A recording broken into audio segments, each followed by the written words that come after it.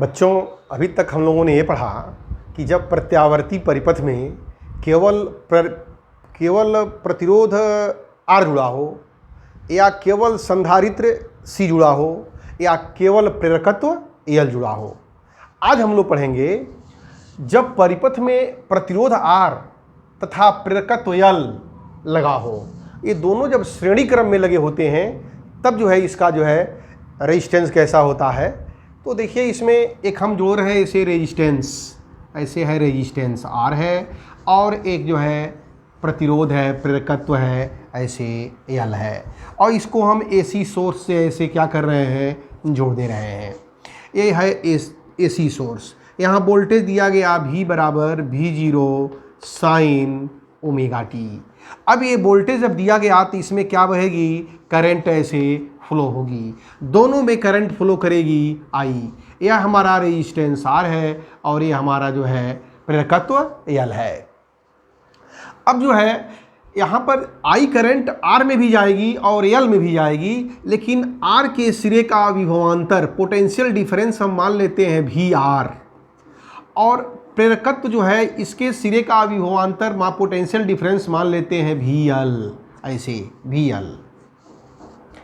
Total हमारा जो है वोल्टेज दिया गया है V और V जो है R के सिरे का विभवांतर VR में बदल गया और L के सिरे का विभवांतर VL में, दोनों में बदल गया।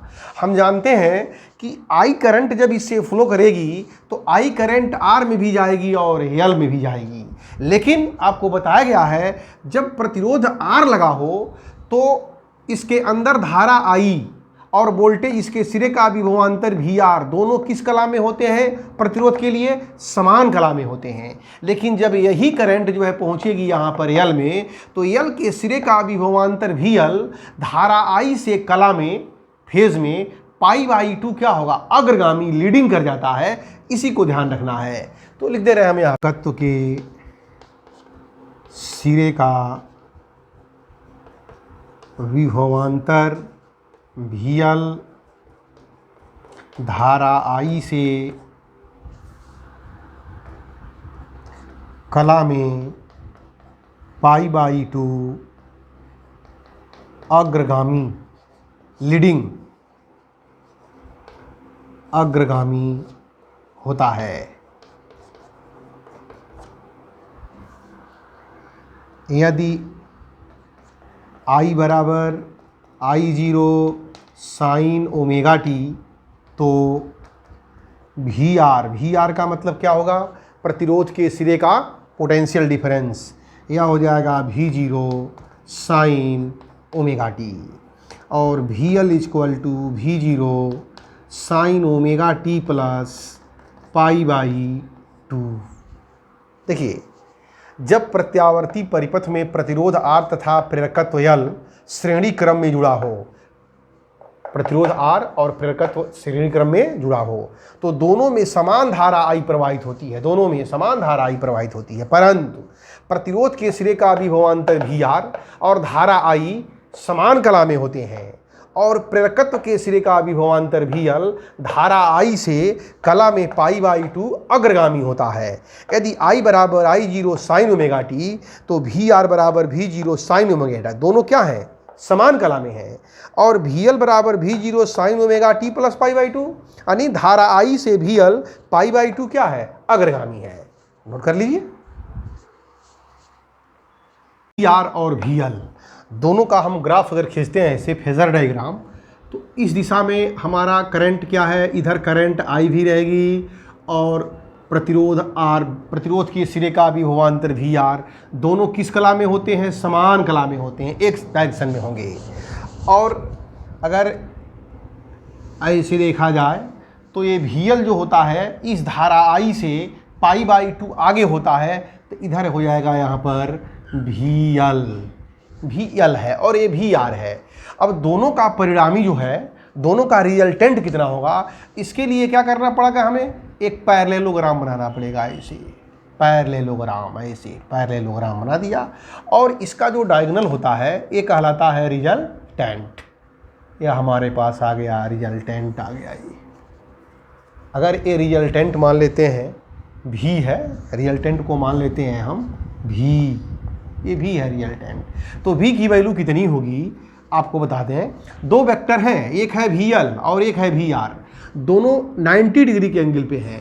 तो परिणामी विभवांतर जो भी होगा, भी बराबर under root V R square plus V L square. अब पाइथागोरस थ्योरम से भी निकाल सकते हैं ये 90 डिग्री। ये आपका क्या होगा, ये जो है आपका डायगोनल होगा, ये हाइपोटेनियस है, डायगोनल है या इस ट्रायंगल का हाइपोटेनियस है। भी की वैल्यू हो गई V equal to under root V R square plus V L square. अब ये भी क्या है, ये भी रिजल्टेंट क्या है, पोटेंशियल डिफरेंस है, रिजल्टेंट ये हमारे पास ये भी है। और भी से कितनी करंट बह रही है, भी इक्वल टू अंडर रूट। अब भी आर इक्वल टू देखिए, भी आर इक्वल टू होगा आई आर, तो यहाँ लिखेंगे आई स्क्वायर आर स्क्वायर प्लस, याद करिए यहाँ पर इसके अंदर जो रेजिस्टेंस होता है उस रेजिस्टेंस को क्या लिखते हैं, यक्स यल, याद आया। इसके अंदर जो प्रतिरोध होता है उसे कहते हैं, उसे क्या बोलते हैं, प्रेरण प्रतिघात। क्या बोलते हैं, प्रेरण प्रतिघात, यक्स यल बोलते हैं। तो ओम्स लॉ से वी एल बराबर आई और आर के जगह पर क्या होगा, X L, V L equal to I X L. प्रतिरोध के प्रतिरोध को आर कहते हैं और प्रेरकत्व के प्रतिरोध को एक्सियल कहते हैं। तो V L equal to I X L, तो यहाँ लिखेंगे आई स्क्वायर एक्सियल स्क्वायर, या यह हो जाएगा भी इज इक्वल टू, आई को बाहर कर दें तो अंडर रूट आ गया ये R square plus X L square. अब आई को इधर लाएं तो यह होगा V by I is equal to under root R square plus X L square. ये भी बाई आई ओम के नियम से क्या है, ये रेजिस्टेंस है, प्रतिरोध है। और ये टोटल ये जो हमारे पास सर्किट है एल और आर दोनों का रिजल्टेंट मिलाएगा उसका प्रतिरोध है। लेकिन इसे प्रतिरोध नहीं कहते हैं, इसे कहते हैं परिपथ की प्रतिबाधा, इम्पीडेंस कहते हैं। तो लिख सकते हैं यहाँ पर भी बाई आर ओम के नियम से लिख सकते हैं यहाँ पर, ओम के नियम से, ओम के नियम से भी बाई आर परिपथ का प्रतिरोध है, परंतु यह प्रतिरोध आर व यल के कारण है, इसलिए इसे प्रतिरोध न कहकर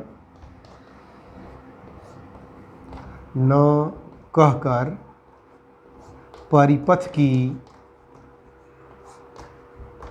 प्रतिबाधा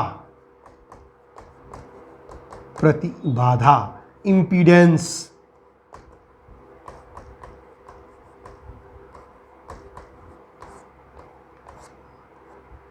परिपथ की प्रतिबाधा इम्पीडेंस कहते हैं, आईएम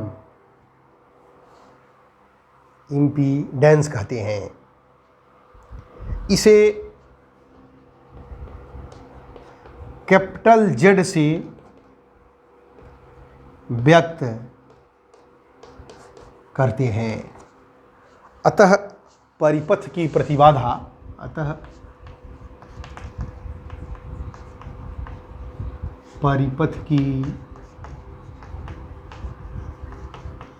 प्रतिबाधा इम्पीडेंस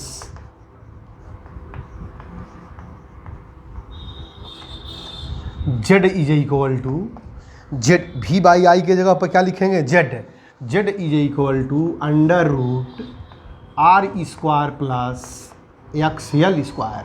और जहाँ जेड इक्वल टू क्या है, भी बाई आई, इसी को लिख सकते हैं भी जीरो अपान आई जीरो, इसी को लिख सकते हैं भी आर एम एस बटे आई आर एम एस, ऐसे लिख सकते हैं। जेड इक्वल टू भी बाई आई तो होगा ही, और भी बराबर भी जीरो साइन ओमेगा टी, तो आई बराबर आई जीरो साइन ओमेगा टी, तो भी जीरो अपान आई जीरो। अब भी जीरो अपान आई जीरो बराबर भी आर एम एस बटे आई आर एम एस, ये भी होता है। अब थोड़ा सा इसको और आगे बढ़ाया जाए तो लिख सकते हैं इसे z is equal to under root R square plus X L बराबर होता है ओमेगा एल, तो ओमेगा एल का होल स्क्वायर, या इसी को लिख सकते हैं z is equal to under root R square plus omega बराबर होता है 2 पाई एफ एल का होल स्क्वायर। तो ये आपको याद होना चाहिए, जब एल और आर सीरीज में जुड़े हों तो इस जो है सर्किट का पूरे का जो है जो रेजिस्टेंस होता है उसे प्रतिबाधा कहते हैं, और जेड बराबर under root R square plus X L square, जहाँ जेड बराबर होता है V by I equal to V zero upon I zero बराबर वी आर एम एस बटे आई आर एम एस। अब ये जो हमारा रिजल्टेंट भी है, रिजल्टेंट भी, इसकी डायरेक्शन क्या होगी? मान लेते हैं इसकी डायरेक्शन, परिणामी विभवांतर भी का डायरेक्शन करंट के डायरेक्शन से फाई है।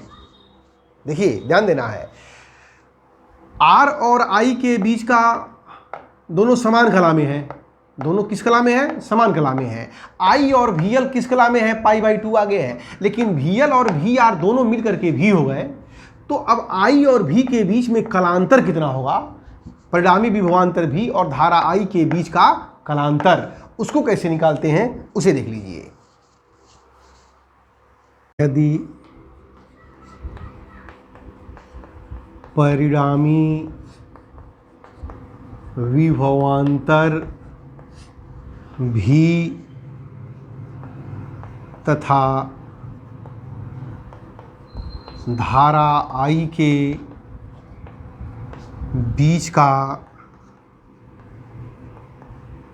कलांतर फाई हो, तो परिणामी विभवांतर भी और धारा आई के बीच का कलांतर फाई हो, तो tan phi equal to tan phi equal to हाई है हमारा परपेंडिकुलर क्या है? वी एल अपान नीचे क्या है? V R. tan phi equal to V L upon V R, और ये वी एल इक्वल टू क्या होता है? V L equal to I X L, और नीचे हो जाएगा आई आर, आई से आई कैंसिल, तो एक्स एल बराबर होता है ओमेगा एल बाई आर। तो यहाँ से हम धारा आई और परिणामी विभवांतर भी के बीच का कलांतर निकाल सकते हैं, tan phi equal to omega L by R. और एक चीज़ और निकाला जाता है, पूछा जाता है कि इस परिपथ का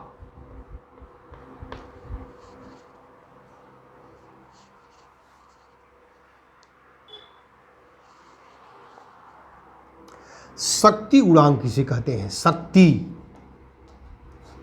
गुणांक, इसे कहते हैं power factor. Power factor, power factor क्या होता है?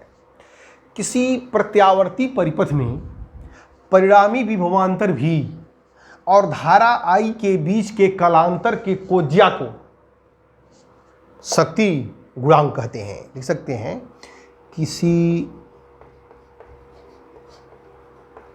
प्रत्यावर्ती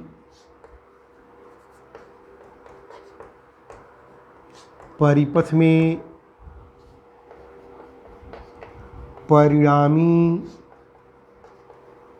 विभवांतर भी तथा धारा आई के बीच के कलांतर, फेज डिफरेंस कलांतर फाई के कोज्या, कोज्या को कहते हैं कास, कास को परिपथ का शक्ति गुणांक कहते हैं।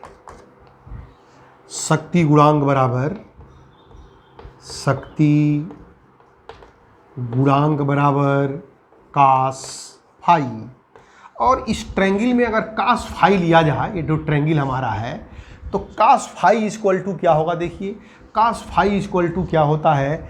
ये हमारा क्या है, ये बेस, और ये क्या है, हाइपोटेनियस। तो वी आर अपान क्या हो जाएगा, भी, तो यह हो जाएगा V R upon V R, ये जो है हमारा वी आर है और ये क्या है, भी है, तो यहाँ हो जाएगा भी। अब थोड़ा सा इसको और आगे बढ़ाया जाए,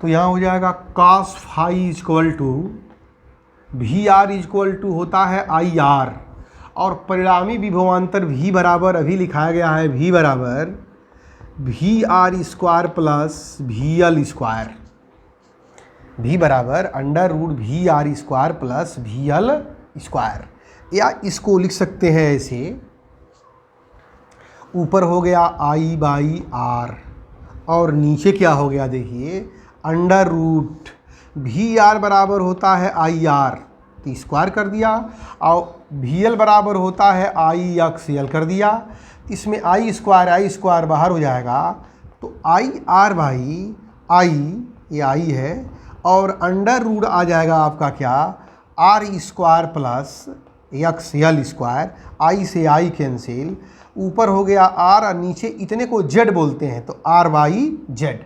तो ये भी एक फार्मूला हो गया। पावर फैक्टर शक्ति गुणांक कास फाई बराबर होता है आर बाई जेड, ये भी फार्मूला होता है। और तो शक्ति गुणांक बराबर कास फाई बराबर आर बाई जेड क्या है, किसी प्रत्यावर्ती परिपथ में लगे प्रतिरोध आर और परिपथ की प्रतिबाधा जेड के अनुपात को शक्ति गुणांक कहते हैं। तो दूसरा परिभाषा इसका डिफिनीशन क्या होगा, किसी प्रत्यावर्ती परिपथ में लगे प्रतिरोध आर तथा परिपथ की प्रतिबाधा जेड के अनुपात को शक्ति गुणांक कहते हैं, शक्ति गुणांक कहते हैं। तो दो फार्मूला हो गया, शक्ति गुणांक बराबर कास फाई, और शक्ति गुणांक ही बोलते हैं cos phi equal to R by Z.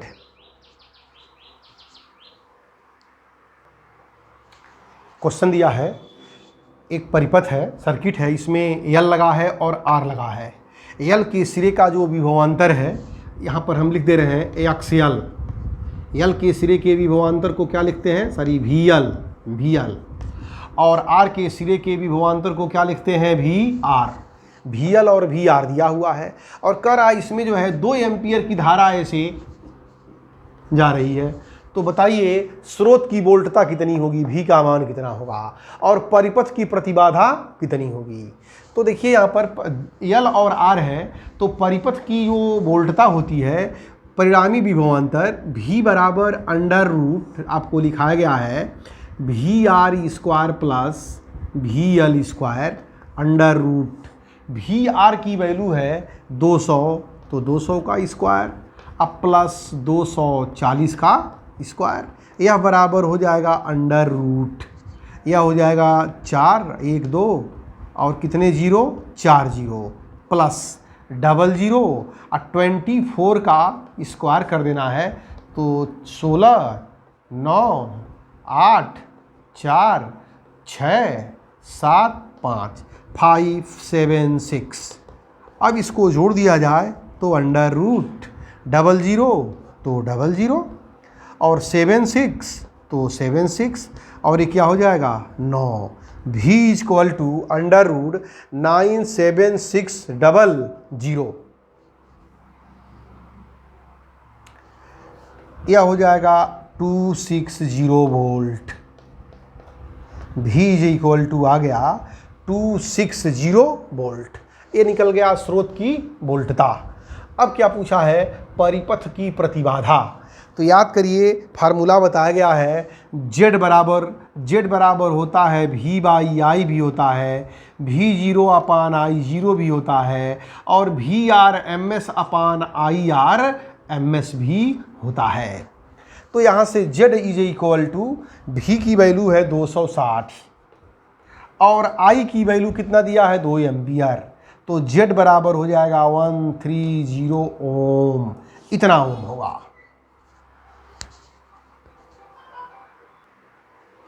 एक न्यूमेरिकल और देखिए, एक प्रेरकत्व है, इसका जो है प्रेरकत्व है 0.1 हेनरी, एक प्रतिरोध है जिसका प्रतिरोध है 30 ओम और सोर्स पर जो वोल्टेज लगाया गया है, चूँकि यहाँ भी नहीं लिखा है लेकिन होता है V बराबर 10 साइन 100 t, इतना वोल्टेज दिया गया है। पूछा है क्वेश्चन, बताइए प्रतिघात कितनी होगी। प्रतिघात याद है ना, इसमें लगा हुआ है प्रेरकत्व, बोलेंगे प्रेरण प्रतिघात। प्रतिबाधा Z कितनी होगी, दोनों को मिला करके धारा का शिखर मान, इसमें धारा का शिखर मान कितना होगा I0, और V और I के बीच का कलांतर कितना होगा। तो सबसे पहले देखिए दिया है, तत्व है 0.1 हेनरी का, प्रतिरोध है 30 ओम का और AC सोर्स से जुड़ा हुआ है V equal to 10 sine 400 t। पूछा है प्रतिघात कितनी होगी, प्रतिबाधा कितनी होगी, धारा का शिखर मान कितना होगा, V और I के बीच का कलांतर कितना होगा। तो इसको सॉल्व करने के लिए सबसे पहले क्या दिया हुआ है, V equal to 10 sine 400 t और हम जानते हैं V बराबर होता है V0 साइन ओमेगा t। जब दोनों को जो है तुलना करेंगे तो यहाँ से हो जाएगा V0 बराबर 10 वोल्ट और ओमेगा बराबर हो जाएगा 400 रेडियन पर सेकेंड। पहला पूछा है प्रतिघात, तो प्रतिघात किसके अंदर होता है, या तो L के अंदर होता है या तो C के अंदर होता है। इसको बोलते हैं प्रेरण प्रतिघात, इसको लिखते हैं XL। तो XL बराबर हो जाएगा ओमेगा L या 400 इंटू L की वैल्यू 0.1, तो यह हो जाएगा 40 ओम, पहला आंसर। दूसरा पूछा है प्रतिघात, तो परिपथ का प्रतिघात, प्रतिबाधा Z बराबर हो जाएगा under root R² plus XL square. Under root R की वैल्यू 30 का स्क्वायर और XL की वैल्यू 40 का स्क्वायर।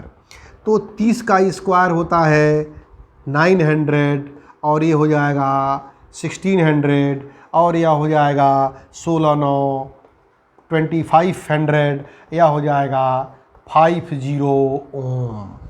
प्रतिबाधा आ गई, परिपथ की प्रतिबाधा Z इक्वल टू आ गया 50 ओम।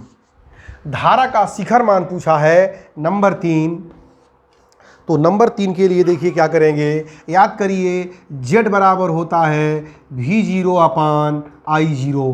3 फार्मूला बताए हैं, Z बराबर V0 upon I0, V upon I, V RMS upon IRMS। तो V0 की वैल्यू देखिए यहाँ से 10 है तो लिखेंगे 10 और I0 की वैल्यू पूछा है तो यहाँ से पहले ऐसे लिख लीजिए, I0 बराबर V0 बाई 10। V0 की वैल्यू 10 है और Z की वैल्यू जो है 50 है, यानी यह हो जाएगा 1/5 इक्वल टू 0.2 एम्पियर। अब पूछा है V व I के बीच का कलांतर, तो V और I के बीच का कलांतर याद करिए, दो हमने फार्मूला बताया है कि tan फाई बराबर ओमेगा L बाई R और ओमेगा L की वैल्यू है, देखिए यहाँ पर ओमेगा L की वैल्यू है 40, तो यहाँ लिखेंगे 40, R की वैल्यू है 30, तो यह आ गया tan फाई बराबर, यहाँ पर लिख दे रहे हैं tan फाई इक्वल टू 4/3 या 4/3 को लिखते हैं 1.33, तो tan phi equal to 1.33, tan inverse 1.33 या फाई बराबर यहाँ लिख सकते हैं, फाई बराबर tan इनवर्स 1.33 और tan इनवर्स 1.33 की वैल्यू है 53, तो लिखेंगे धारा I और वोल्टेज V का कलांतर 5 बराबर 53 डिग्री। अगर यह न दिया हो तो tan इनवर्स के रूप में भी लिख सकते हैं, या यहाँ से लिख सकते हैं phi equal to tan inverse 4/3, ऐसे भी लिखा जा सकता है। या एक तरीका और होता है निकालने का, याद करिए आपको बताया गया है cos phi equal to R by Z. R की वैल्यू है 30 और जेड की वैल्यू निकाला गया है 50।